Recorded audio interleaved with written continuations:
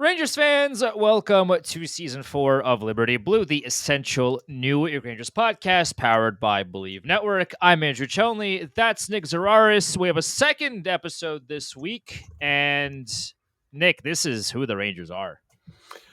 You you gotta eventually call it for what it is. There are a lot of different methodologies, a lot of different ways to phrase this. I talked about the movie Kicking and Screaming from the 90s. Bad season doesn't mean you're a bad franchise, but two bad seasons in a row, which is what it looks like they might be facing, then we start to have a conversation. And we can only go by what we've seen so far. Right now, I looked this up and I was kind of blown away. I did the math. Right now, the Rangers are on pace to score 205 goals in all situations this year. That would have been 33rd in the NHL last year. Not 32nd, 33rd. The last team, the Sharks, finished with 215. The Rangers are on pace to be 10 goals worse than the Sharks were last year. That is mind-bogglingly bad for a team that on paper has as much talent as they do. Through 22 games, they have scored 55 goals. 2.5 goals per game is 2004 era hockey. This is not conducive with winning. And I had asked Arthur Staple the question about, does it make sense for the Rangers to be playing this way with where the game is going? And you see what low event hockey does against good teams. Colorado is undoubtedly the best team in the league right now. They have been steamrolling pretty much everybody. And you saw the difference between where the league is going and where the Rangers are at right now. Yes, Colorado is the best of the best, but that is your benchmark. And we'll talk about it a lot on this episode. The Rangers are leveraged for right now. This is not a 2 or 3 years from now type deal. They're not Montreal, they're not Utah, they're not Ottawa. Sure. The Rangers are leveraged for right now, and they are committed, and they can only win one type of game. They can only win 3-2, 2-3, 2-1. Those are the only types of games the Rangers can win, and that's just not where the NHL is at right now. And it is going to continue to be difficult for them to win games when the offense is this toothless. Well, the Rangers just don't have enough firepower. And, last night against Colorado notwithstanding, Connor Sherry has, for the most part, been playing a whole lot in the top six. Now, when you have a forward in the top six as an ambulance driver by making its cameo appearance on Liberty Blue, when you have a player in your top six who through 20 games or however many games Connor Sherry has played with 0 goals, hate to break it to you, but that is one of the reasons why you're not getting a whole lot of goals. And it's not that Connor Sherry in and of himself has been bad. For what he is good at, he's been fine. When it comes to getting, working in the puck battles in the corners and maintaining possession in the offensive zone, he's kind of a pain to play against. If you watch him play, he's small, sure, but his stature doesn't really matter within the context of what he's trying to accomplish. Like, he is really good as a knack for making it difficult for whoever has the puck on their stick on the other team. It makes their life a little bit harder to get that clean outlet pass, to get the puck out of the zone, to make it easier for their team to create some kind of counter chance. Connor Sherry is good at stopping those kinds of plays or making it harder for the other team to do so. And he's good at that. And that's a positive thing for the Rangers to have on their fourth line, maybe even on their third line, not on their second line, because Connor Sherry has 0 goals. And again, last night he didn't play top 6 minutes, whatever, fine. But he has been playing a whole lot of top 6 minutes. And when one of your quote unquote top six forwards through a quarter of the season has scored 0 goals, it's a very good, and it just encompasses one of the biggest problems Rangers currently have is, okay, well, this guy is playing 18 minutes a night and he has 0 goals in November 21st. There's been 6 weeks of the season. He has got 0 goals. So it's an overall issue that just kind of highlights everything that's going on with this team right now. There's a whole lot of standing around. Colorado is a very good team. They've only lost once in regulation. up to this point. And yeah, you could say, oh, that was a schedule loss, whatever. The Avs are very good. And I'll give it to you. Colorado's a great team. They didn't play all that well last night. They Nope. really didn't. But you know what they did do is their top guys like McKinnon, like Makar, even Landeskog, who drew that penalty in the third period, literally said, you know what? I'm taking this to the net, and either I'm creating an opportunity or I'm drawing a penalty. Those are the two things that's going on. And you know what? He did that. He said, okay, oh, you're giving me the space. All right, I'm just gonna go directly to the net. And he did that. He drew the penalty, and I think Colorado scored on that power play. If memory serves me right. So their top guys said, okay, well, we're just gonna even if we're not playing well as a team, that's fine. We got this. We're going to score a million points and put a million shots on goal, and we're going to win the game. And that was the story of last night. The Avs didn't play all that well, and it didn't matter because they had difference makers that said, this game is ours. It's fine. We're just gonna win. And when you build off of that, that's something we talk about a lot. The idea you don't need to play great every night, but when you have great players, they can make up for your problems. You know, you think about all those years I was doing the water bottle metaphor of these two bottles of water have the exact same amount, but you squeeze one of them and it looks like the water has a higher volume. That's what the Rangers did for the 2 years of Gerard Gallant and the first year of Peter Laviolette. They were outplaying their metrics pretty convincingly, pretty handedly in terms of actual goals for and against. The Rangers do not have that level of juice anymore at 5-on-5. And Colorado, you saw, as you said, did not play a particularly good game. They were trailing 2-1 early on. And Colorado's best player said, okay, we're not playing great tonight, but we know that we're going to stick with this and eventually it's going to break our way. We're going to have our opportunities. And that's the peril of trying to be a low event hockey team against a lot of teams, that's okay. Against the Seattles of the world, the Islanders of the world, turning the game into a 24 to 23 shots on goal per team game and hoping that Trocheck, Panarin, Lafreniere, Zibanejad can win their coin flips against most of those teams, that's fine. Against teams that feature players like Nathan McKinnon, Cale Makar, I would even throw Marty Natchez in there now, that's not you're not winning that coin toss. It's not an even coin flip at that point. It's not a true 50-50. It's more of a 60-40, 75-25 when we're saying 35-year-old Panarin can play with McKinnon.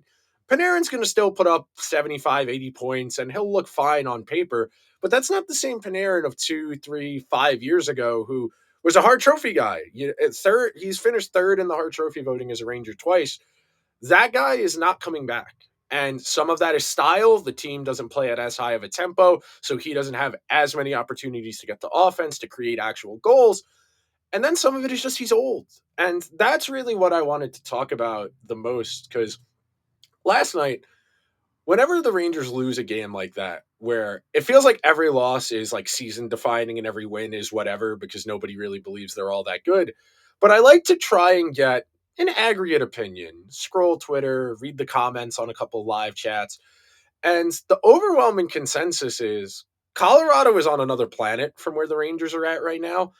And it doesn't look like the means of closing that gap, I should say, are all of that feasible.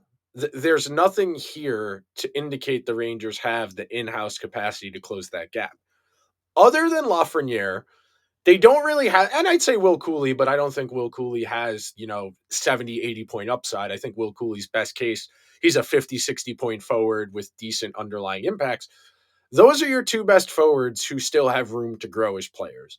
On your back end, I would dare say other than Robertson, who I probably think is at best a sixth defenseman, and Morrow, who they're not going to use, there's not a lot of upside back there either for guys to play significantly better. And when you're trying to close gaps, you're trying to figure out problems, there are only so many recourses. You already changed the coach again. You traded away everything that wasn't nailed down that had any semblance of value to create cap space. You put all your chips in on a defensive defenseman, and Gavrikov's been fine. I have no qualms about that. But the means of closing the gap is not here. Unless something, excuse me, unless something that is not currently happening starts to happen, they are going to be screwed.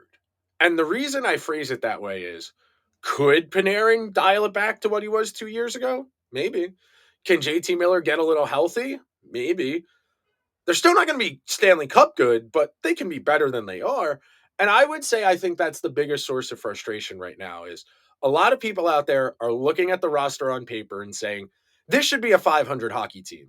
They're in last place in the Metro right now as we sit here. I know the Metro is very congested. It's not a big point spread, but this roster is better than last place. And that's what a lot of people see when they look at this team. And that's why I think a lot of people are already starting to mentally check out and say, let me know when we make our first trade. Let me know when our first big prospect gets a real chance to play more than 2 or 3 games. Because it just doesn't feel like the veterans are capable of swinging things. And if you're the type who's saying, well, what about Parson and Taylor Radish? Edge, let's be for real here. Those are third and fourth line guys who have no discernible track record of Feel being good for impact Adam players. Edstrom though. Got his first goal Yeah, of the season last night. anytime you get back in the lineup after Yeah, sitting for a little bit, getting on the sheet's nice. But I don't expect Adam Edstrom to save the Rangers season. I think sure. that's kind of the question here. Everybody keeps looking around and saying, well, who's going to bail us out? Who's going to save our ass? Well, our goalie plays reasonably well most nights. He keeps us in the games. But again, he cannot win them by himself. And last night is an example of that. You were in that game. You arguably were outplaying Colorado for good stretches of that game and you still lost pretty badly. I know empty netters makes the score look uglier than it was, but God, man, at a certain point, what are we doing here? What are we doing here? This and I told you this last night. Reinforcements are not coming. Nope. The rate, like, there's Help is no not on the way. no help is not on the way. There's no JT Miller trade in 2020, 6 that will fix, like, there's no equivalent of Philip Hedl and a first and Victor Mancini for a JT Miller trade that Rangers can do now. It's not possible. Like, you've the cap situation was already bad with all the no move clauses and all of the maybe not bloated contracts anymore because of how high the salary cap has gone up the past few years, but still not great numbers for what you're getting. The situation already wasn't great. You added another no move clause contract into the situation. Now you can't do it again. You really, I mean, you can't quintuple down on gestures wildly and think, oh, the Rangers are just one more no move clause player away from really righting the ship. There's no one particular move that can quote unquote fix this team. And therein lies the issue of This is not just a the vibes thing either. the That's something right. I want to say. The Rangers are where the Flames were a few years ago, where they weren't good enough to seriously make the playoffs, or if they did make the playoffs, they weren't all that terrifying to play against, but they also weren't bad enough to, fall for a top 5 pick. They're in that, back in the day when dinosaurs roamed the earth, the top 8 teams would make the playoffs, and teams 9 through 15 beyond would not make the playoffs. And the 9 to 12 hellhole is the worst spot for a team to be in. You're not good enough to make it. Bless you. You're not bad enough to tank for Celebrini or Bedard or Schaefer or whoever. You're in that middle ground of, oh, what do we do from here?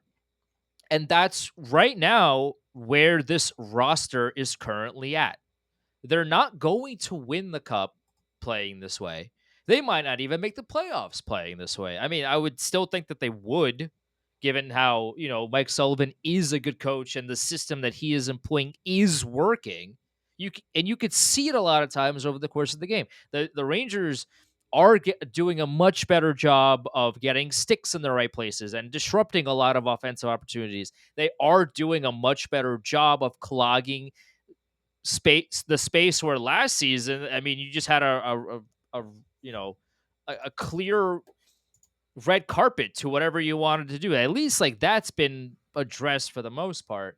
But the talent overall is not there to get the Rangers to a deep playoff run. Okay, well, if you know that to be true, now what? Because you can't trade Zibanejad. You're not going to trade JT Miller. You maybe trade Panarin if that's what it comes to. If you get to the trade deadline and you're still in this, 500 rut, then you have to trade him at that point just to get something in return because they're going to walk at the end of the year. But at that point, okay, so you sell Panarin, maybe you sell Trocheck, maybe if somebody will take that contract, okay. Well, now what? Are you going to restock the cupboards? Or are you going to try to win with Zibanejad and Miller, and then it's everybody else is just 22 and green and trying to make a name for themselves? Like, what is the direction of this team? If the Rangers continue to be a 500 team throughout the season, as they are, this is, by the way, like the quarter of the season's over. A quarter of the season is over, and the Rangers are as mid as you can get. Your record is what is what it is, right? What is the famous quote, like, Your your record record, is what you are. right? Exactly. The Rangers right now are a mid team. Now the Rangers could win the next 5 games, and and all of a sudden our tune is different. But even then, like, okay, you could have beat Vegas. You didn't do that. They didn't really play all that well. You could have beat them. You didn't. You got embarrassed by Detroit at home on Sunday. You lost to an Avalanche team that was really good, but there was opportunities for you to win that game. You're playing Utah tomorrow, and they're a team that hasn't really been playing well as of late, but they're a team that can really do some damage. So that might be a game that you might lose. And then you're going to come home and you're going to play St. Louis, go back on the road for 2 games, Carolina, Boston, who Boston's winning everything for reasons unbeknownst to mankind. All they've been doing is winning, even though their roster looks like it's just a bunch of creative players and then David Pastrnak for some reason. And then you come home and you play Tampa Bay. So are you going to continue to be a mid team? Because right now that's what you are. Building off of that, something we've talked about a lot, and I think is important to say, when you're a good team, you find ways to win games. When you're a good team, different guys chip in every other game. Every guy in the course of a good season, every single player on the team is going to have 1 game or 2 games or, God willing, 3 games. And you start to paint the picture of a team with depth. They're scrappy. They pull off comebacks. They find ways to win games they shouldn't. Right now, the Rangers are a weather vane. Whatever happens, happens to them. They are not dictating, they are not controlling, and they are more often than not finding ways to lose these games. Like you said, they could have won against Vegas, they could have won against Colorado. They can't manufacture the breaks they need to get lucky because they don't have the facilities. You do need to have a certain baseline level of play for luck to actually work for you. You need to be in front of the net for the puck to hit you by accident, that type of deal. But with all of that said, we're talking about a team that has no flexibility as far as reinvention. We already changed the coach, so that's off the table. These are the following players they can move: Lafreniere, Will Cooley, Taylor Radish, Yusuf Parson, and Sam Carrick, Adam Edstrom, Matt Rempe, Noah Lava, Johnny Brodzinski, Connor Sheary. Borgen has a no trade, so he could be waived, but he can't be traded without permission. Susie has a 12-team no trade list. Braden Schneider, Urho Vakanainen, Matthew Robertson, Jonathan Quick, and then their prospects.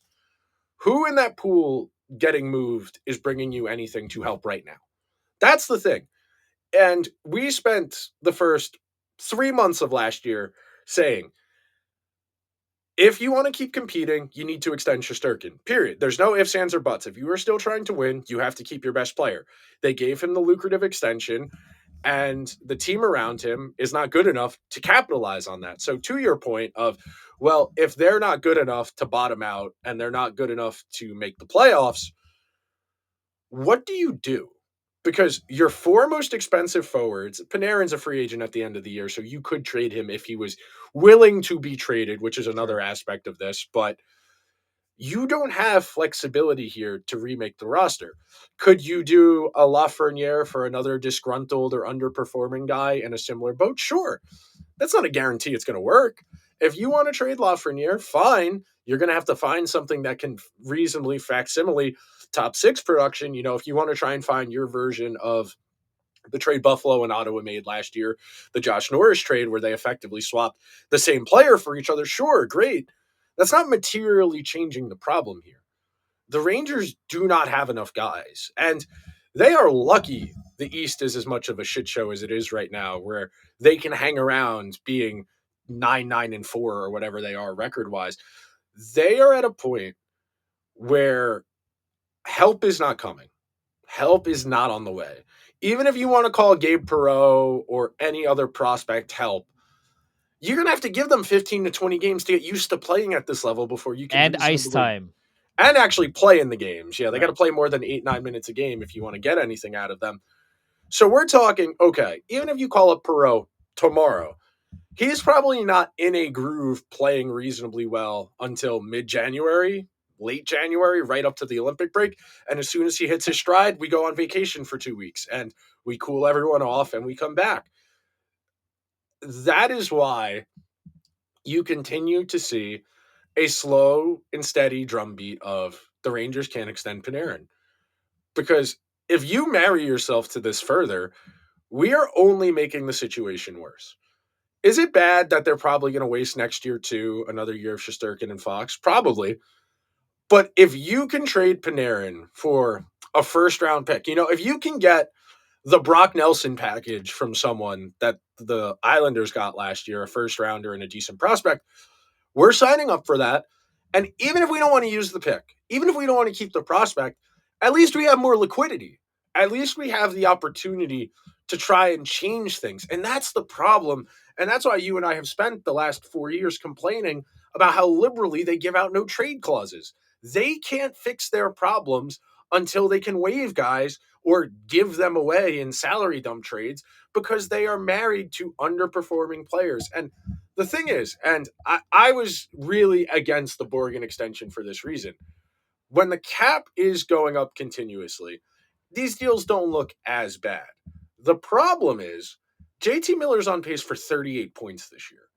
They're paying $9 million for 38 points. Zibanejad is getting 8.5, I think, for 70 something points. Panarin's going to get 11 and a quarter, 11 and a half for 75, 80 points. And I hate to say this because I love these teams dearly, but those teams of the mid 2010s, their leading point guy would be Zuccarello with 63, and we'd all look in amazement that someone broke the 60-point mark.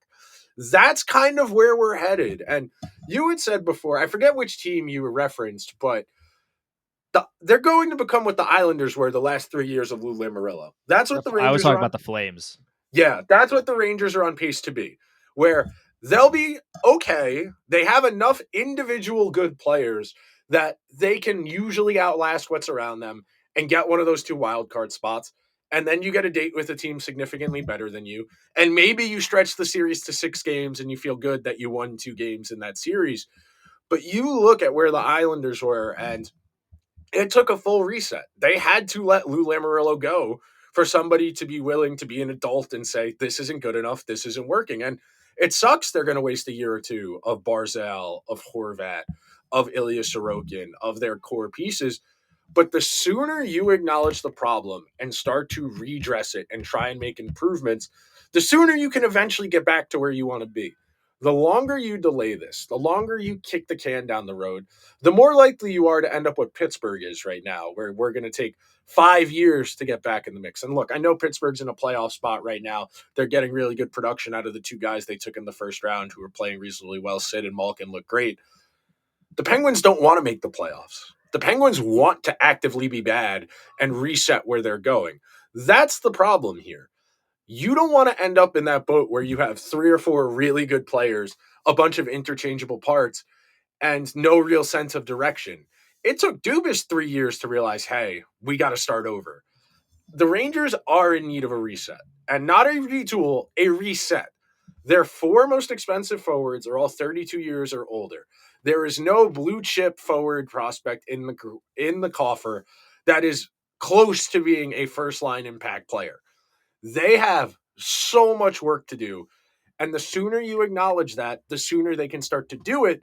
But as long as we're still talking about, well, we liked our effort and we're really in these games, I swear to God, if I read one more column, well, JT Miller's playing great defense. He's on the team to be a point per game player. He's not on the team for his defense. Zibanejad's not on the team for his defense.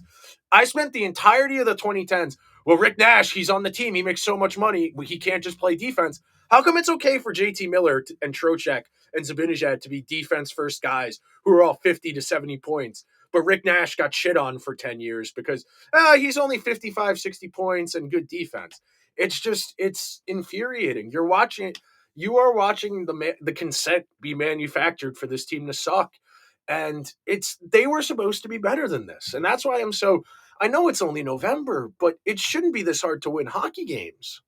I want to go back to not last season, but 2 seasons ago when the Rangers made the conference final. And it's important, to obviously now we have a little bit of hindsight, but, I have a lot of faith in Gabriel Perreault. I'm sure he's going to be a great player, and I'm sure he's going to be somebody in the NHL. And, there was a whole lot of hype surrounding him at the time. Can you imagine what would have happened if the Rangers traded him away for Jake Gensel and the Rangers actually had I want another to talk about this. Keep going another on this. difference maker at during that run that could have contributed on the power play on the top six? That Jake Gensel is a dominant forward. Jake Gensel will be Imagine, on the Olympic team. He's on right? pace for, I think, 75, 80 points this Sure. year. And the thing about that season as in a whole is, okay, well, if everything that could have went right for you was going right for you that season and you didn't go all in, what are you doing now? What is the goal now? What is the point now? You are 10 and 10 and 2, I think it is, or something like that. Like you're as mid as you can get. There's no traction in either direction. You're kind of just stuck between a rock and a hard place right now, and there doesn't seem to be a way out of this. I mean, again, maybe the Rangers win the next 7 of their next 8 and we have a more positive view on the team, but as of right now, this is kind of is what it is.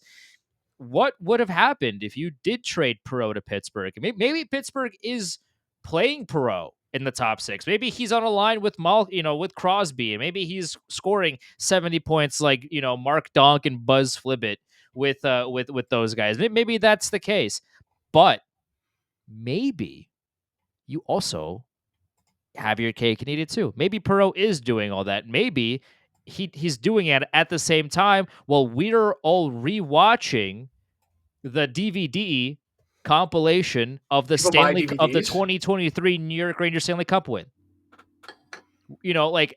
And obviously, whomst is to say that Jake Gensel was the missing piece? Maybe he pushes the Rangers over the top. Maybe he doesn't. Obviously, we have no idea. That's not how reality shaped out to be. So we have no idea whether that would have happened or not.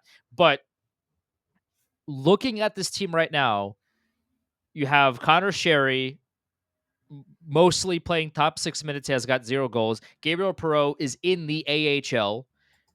Brennan Othman is in the AHL. Brett Berard is in the AHL.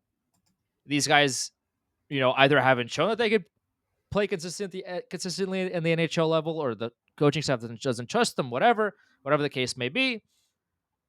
They're still not here. And at a certain point, you got to think about that trade and go, well, maybe maybe Nick and Andrew were right. Maybe you should have, put your chips in and traded for a difference maker. And I'm not here to be like, oh well, we're right, about like that's not what this is about. But you think of it, and if think of Jake Gensel on a Rangers jersey in 2023 and during that playoff run. And Gabriel Perreault in a Pittsburgh uniform would not hurt as much, especially if he had stayed. Obviously, who knows? And there's a whole lot of what ifs. But I would have liked that a lot more than Roslovic and Wenberg. That's for sure. I was talking about this with one of my friends the other day, and he was talking about the Ranger Tampa Bay game from last week, and he had brought up, well, imagine the Rangers had traded for Gensel. And one of the things I wanted to talk about in that offshoot is you consistently hear people saying, well, they couldn't have afforded to keep him. Sure, they could have. They just didn't want to get rid of Truba. The $9-10 million you needed for Jake Gensel, all you had to do was send Truba to the moon, which you did anyway. But alas, we sit here and everybody wants to pretend they don't understand how math works. And I get it. Math is a real struggle in this country. We have more confidence in our math skills than our actual math skills being good. But it's the same thing with Buchnevich and Ryan Reeves and Sammy Blay and Barkley Goodrow, who combined make more than Buchnevich. It's the same thing with it's the same thing with Jake Gensel, who could very much be on the team. Well, they couldn't have traded for JT Miller. Good. JT Miller's 33 years old. Gensel's in the prime of his career and is more in alignment with the Fox, Shesterkin, Lafreniere, Cooley contingent of guys. Hell, Gavrikov's 30th birthday was yesterday. They added another unk to the mix. Their answer to Are being we old, Unk, Nick? we actually are Unk, Andrew. We are. I mentioned Daryl Powell in a conversation the other day, and I was like, Jesus Christ, it's Oh because my in god. relation to Connor Sheary, because I was like, Daryl Powell went the entire 12-13 season without scoring a goal. I know it was only like 48 games or whatever, but to go 48 games without a puck accidentally hitting you is kind of crazy. And I said that in relation to Sheary, who has been not bad, but again, we got to stop settling here. That I don't want to hear, well, Borgen's better than Truba. Okay, great. Parsonen's better than Gaudreau. Great. The goal is not to be better than the worst 5 players in the league at their respective positions. The goal is to put together as good a roster as possible, not to just improve over what you had. That's what we were railing about the second half of last year. Great, you got rid of Kako because he was a malcontent. Okay, do you have a forward who can play in the middle six? Well, no. So who's replacing him? We don't know. Then why did you make the move? And that's what's so infuriating about all of this. I'm not here to say being a general manager is easy. As Chuck Fletcher very candidly reminded us, it's very hard actually to be an NHL general manager. And people don't give them enough credit for how hard their job is to send emails and make phone calls and look at spreadsheets and talk to their assistants all day. It is not hard to say guys in their early 30s to mid 30s are going to start to decline. Staking yourself on guys who may already be in physical decline. Andrew, I know you're not really a country guy, but I would assume you're No. familiar with the stylings of Kenny Rogers. I'm assuming you've heard the I song "The know I know Gambler." who he is. That's for I'm sure. assuming you've heard the song "The Gambler." You know when to hold them, you know when to fold them. That's the Rangers' Sure. problem right now. Chris Drury is sitting at the poker table with a pair of threes, trying to bluff his way through to the next hand. He's got a pair of threes. The guy next to him has a pair of kings. The guy next to him has a full house. And Chris Drury's going to stay in the hand because he's too stubborn to realize the party's already over. We talk about this incessantly. This isn't just a hockey thing. Everybody thinks their window is big. How many times the Thunder with Westbrook, Harden, and Durant make the finals? How many times the Raptors make the finals with Kawhi? Hell, how many times have the Clippers made the conference finals?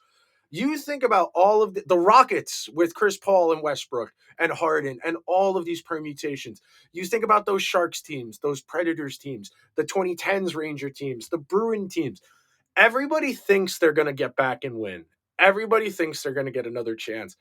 And that's why leaving Gensel on the table in 24, JT Miller on the table in 21. You know, if they had traded for JT Miller in 2021 and traded Braden Schneider, it would have been a little painful at the time, yeah, because they would have needed to fill out their third pair. But you think about the difference of, well, you have JT Miller at 28, 29, 30, 31, 32, as opposed to 32, 33, 34, 35. And sure, maybe we're stuck with these bad contracts until 2030, but maybe you win something in the meantime. And that's what was so befuddling about not going all in 2 years ago.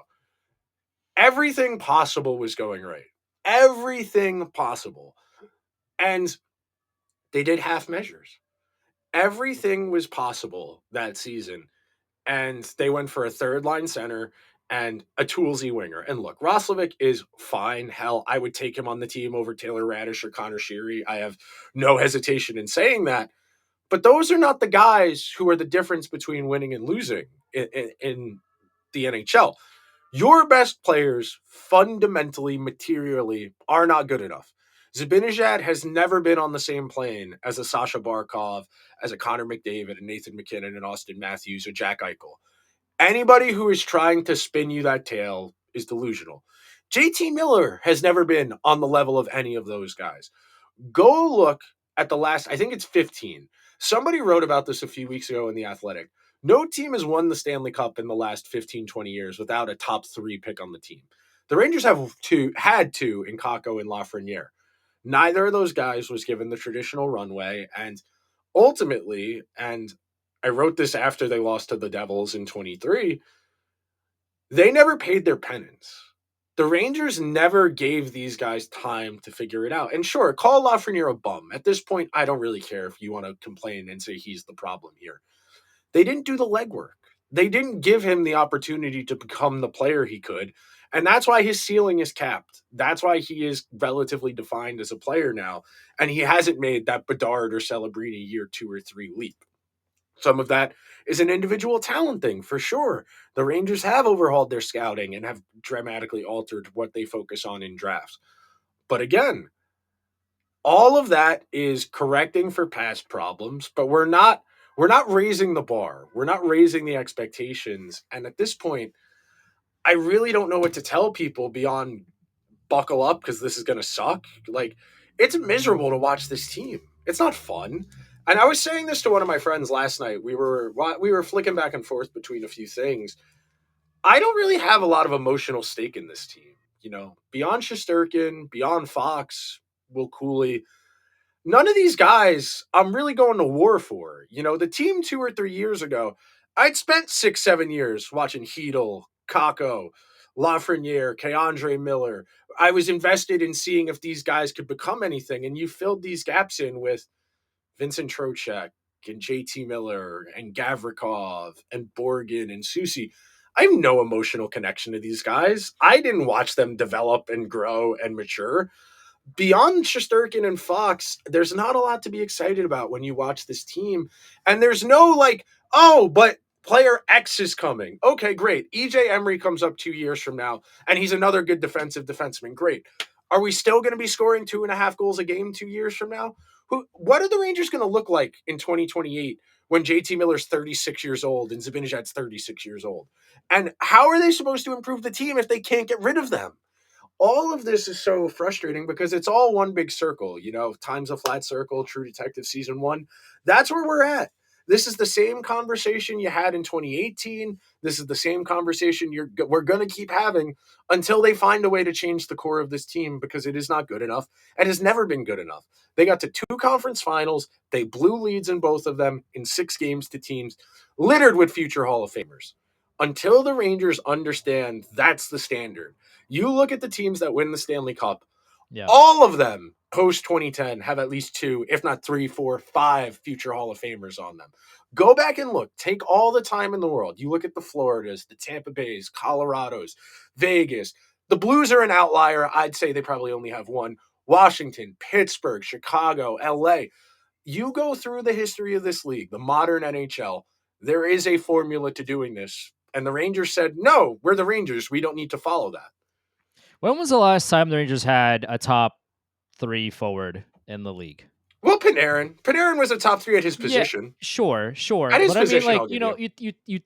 yeah, I'll give you Panarin for sure. But thinking about, okay, the Caps won, and Ovechkin was and is right the best goal scorer of all time.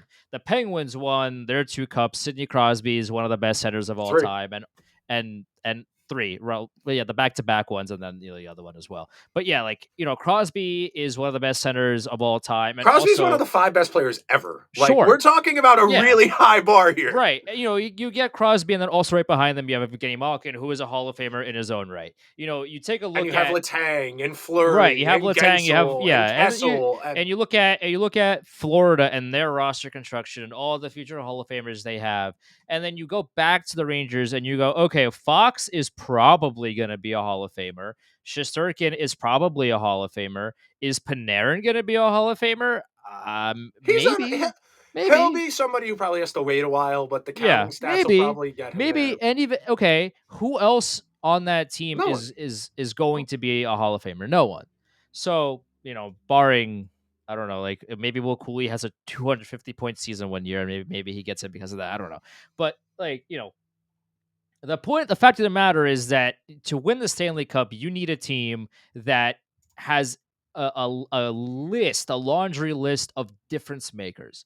Every single person that has ever, well, for the most part, that has ever made it to the Hall of Fame, it has been a difference maker. They were somebody that could break the game at any moment in time. And you know, for every Lidstrom, there was a Zetterberg, there was a Datsuk. It wasn't just their best players, a defenseman. They have maybe okay forwards, and then have fun. It's like now that's the road to the cup is easy. Like no, every team that has had a Lidstrom, has had a Datsuk, has had a Zetterberg, has had other top quality players that can also produce offense for them. It's not just like it's there's a reason why you know goalies like Hasek didn't win 8 cups, even though they were like Dominic Hasek is arguably the best goalie to ever play the sport ever. And there's a reason why he doesn't have 9, 10, 11 cups, is because the team in front of him just didn't get it done. No matter how good a goaltender is, you cannot win a game 0-0. And no matter how good your team is, if your best player is a defenseman, yeah, they're gonna, if in the case of Lidstrom or Makar or stuff like Makar, you got McKinnon, you got Landeskog. At the time, you had Ranton, and you had other players that played offense that are game breaking offensive dynamos that were able to supplement your the talent that you had in other parts of the ice. The Rangers, okay, you want to say Panarin? Okay, sure, I'll give you Panarin. Okay, then what? Then what? And And therein lies the biggest difference between what a cup team is and what the Rangers are. That Zibanejad is a fine player. if he JT was the Miller, second line center on a team, fine. right? If he's in the Kadri spot on that Avalanche team, if he's in the Brett Howden spot on the Vegas team, if he's I don't know if he could do the Barkov spot on Florida because they give them tough minutes, but he could do the Lindell spot on Florida. That's the type of, and that's what we've been saying for years. The Rangers have two second line centers, and Chris Drury's supposition through it all has been we just need to play harder, we just need to be tougher, and that will make up for our talent deficit. You need to have a certain baseline level of talent for that to matter. The Rangers don't, and that's why we're in this boat and why we're talking about woulda, coulda, shoulda, and sliding doors and hypotheticals, because it's more entertaining than the damn team. I don't want to talk about this group. They're boring. They're not exciting. I turn these games on at this point out of obligation because I have to do a show. This isn't fun. I have better things to do with my time than stay up till 1 in the morning on a weeknight to watch them lose to Colorado. Colorado, they remade their roster on the fly last year, and they look a lot better. Colorado looked at their situation and said, well, both our goalies suck. That's not okay. Casey Middlestat's not good enough to be our second line center. That's not okay. And they went out and got Brock Nelson. They went out and upgraded their both goaltenders in season. And Colorado is the best team in the NHL right now. Sure, they had to give the Islanders a really good prospect to get Brock Nelson, and they had to ultimately lose in the first round last year, but they're poised to be right back. The Rangers don't do that type of honest accounting. And I'll leave you guys with this thought. Last year, when the Jason Robertson stuff was really bubbling over and there were some questions about, well, could the Rangers get involved? What would they offer? And I think it was Fitz. It might have been someone else tweeted a poll. Would you trade Will Cooley to get Jason Robertson? It was like 60-40 no. And that tells me all I need to know. A lot of people don't really, a lot of people want guys they like. Nobody really seems to understand the Rangers don't have good enough guys. We have always done this. I'm guilty of this too. Overrated the value of our own guys. I went back and read something I wrote like 4 or 5 years ago, a couple of days ago, that was like, I wouldn't trade both Kako and Lafreniere for Jack Eichel, but I would definitely trade one of them. Now, I would give you anything on the team for Jack Eichel, and that's Jack Eichel right now, who's like 30. I would be more than happy to give away anything. I'd give you all 18 skaters for Jack Eichel if that's what it took for the Golden Knights. But alas, here we are, and it's November, and we're already talking about, well, this season is over and it sucks. It's not even Thanksgiving yet. I mean, again, like the Rangers could win the next 4. They won 3, and then okay, well, vibes are positive, and now they've lost 3, and the vibes are negative again, and this has kind of just been the team where there's a little bit of hope, and then you lose it. There's a little bit of hope, and then you lose it, and yeah, like you can't change the coach. You can't really change the personnel at this point unless you really make people waive their no move clauses, which the Rangers haven't really done a great job at. I mean, they forced Goudreau out of here. They made Truba do it, but and that led to an entire summer of boo, this is bad for hockey, this is bad for the Rangers, even though every team does it and it's fine for everybody else except the Rangers apparently. But like, okay, also on top of that, stop giving out no move clauses. Yeah. Why does Will Borgen have a no trade clause? Why? On God's green earth, I will never understand why. That doesn't make any sense, guys. Like, logically, why? Why? Like, come on. This is not a slight to Will Borgen. It's just, that should be reserved for the upper echelon There's like players. 3 guys in the entire NBA who have no trade clauses. Like, Right. that's not something you give out. Like, That's it. Right. The whole point is to have flexibility, and I understand that it's when we're prevalent in the NHL and all that. You gotta stop giving it out Why to does Carson everyone Soucy have a 12-team no trade list? because he wants one. I don't know. Like I don't know. It's silly. It's ridiculous, and it just and here's the thing too. It's like, okay, well, the argument is like, oh, well, Drury didn't give that to him. Okay, why did He he still trade? traded for it. He so traded for another guy with another clause in his contract. Why? It does none of this makes any sense. So until then, like this is who they are until they show us otherwise. And if you're angry that we're saying that you're mid, okay, go out there and show us that we're wrong. Until then, you're mid. That's what your record is, what it says that you are. You're 10-10. You are mid. Show us that you're not, because until then, I can't. I hate to break it to you. That's what you are. Hey man, Trocheck's good though. He said JT Miller tries really hard, and that's all he needs to see from his teammate to know. Terrific. I know he scored 2 goals against Colorado last night, but Yeah, man. let's just say a lot of questions surrounding his play right now. I'll just say that. All right, will leave you with this parting thought. The stat is 80% of the teams in playoff spots on American Thanksgiving ultimately make the postseason. So we'll round down. It's that 80% of 8 comes out to 6.4. We'll round down. So right now we have Carolina, Tampa, Detroit, and the Islanders, the Devils in Pittsburgh, Boston, and Montreal. Of those 8 teams, I can make a reasonable argument. As many as 5 of them will not be in the playoffs come April, excuse me.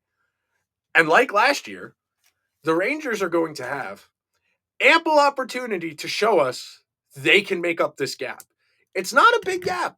We're talking 4 points from where the Rangers are sitting presently to the second wild card spot. You don't even need to be that good of a hockey team this year. If you can manage a 540, 550 points percentage, maybe even 530, if you get to 92 points, you might be able to get in. I'm not asking anything crazy. I'm not asking win the cup. I'm saying don't waste my time 2.5 hours, 3 or 4 nights a week. Don't make the highlight of this season me watching Adam Fox play 14 minutes a night for Team USA in the Olympics 3 months from now. Make this season worth something because schmucks like us are going to keep watching. People who care will keep buying tickets and going to games. Make it worth it for us. I'm not even saying you need to win a lot. I am saying don't be actively miserable. Don't be actively boring. I would rather be bad and fun than boring and mediocre. This is a team that should be better than it is.